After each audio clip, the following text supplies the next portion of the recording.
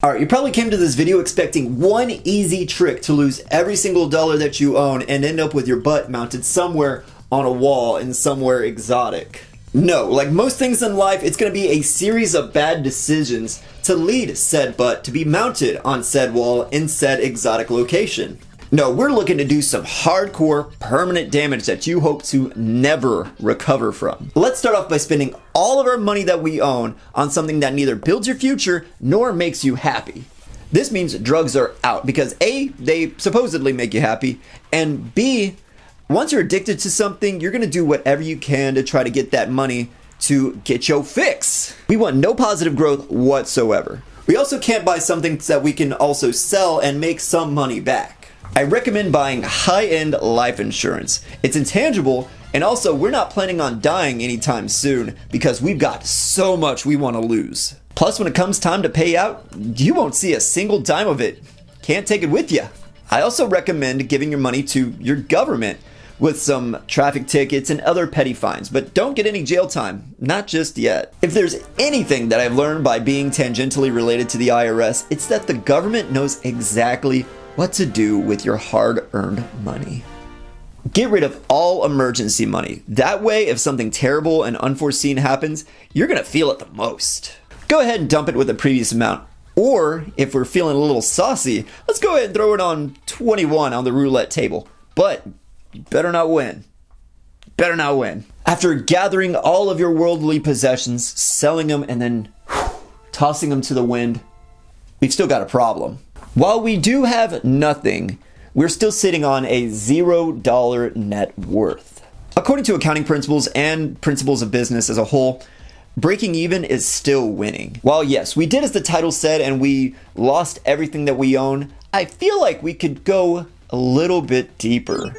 With that, we're going to need debt. A whole lot of it. Before running off your credit score, I really recommend leasing out the most expensive car and lavish house that you can. That way you can have the taste of luxury.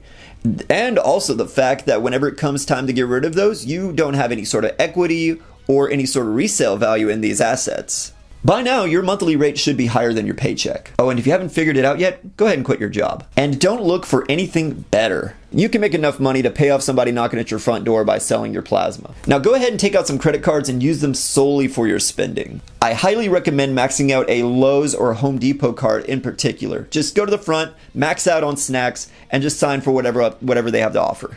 Also be sure to only eat out, and only at the finest restaurants. It will probably be the last great meal you'll ever have. With our now horrendous credit score, nobody's going to try to save us from the hole that we dug ourselves in, except for the high-risk loan sharks. Even with just a 300 credit score, they can still provide us with some sort of usurious loan.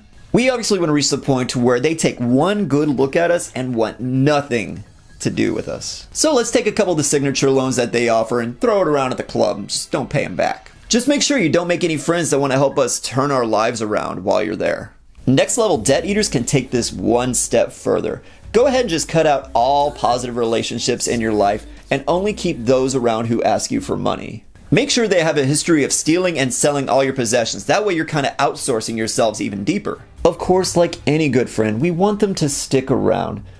So lead them to believe that you have short-term memory loss and you can't exactly remember how much they owe you, but just remind them that you like having them around.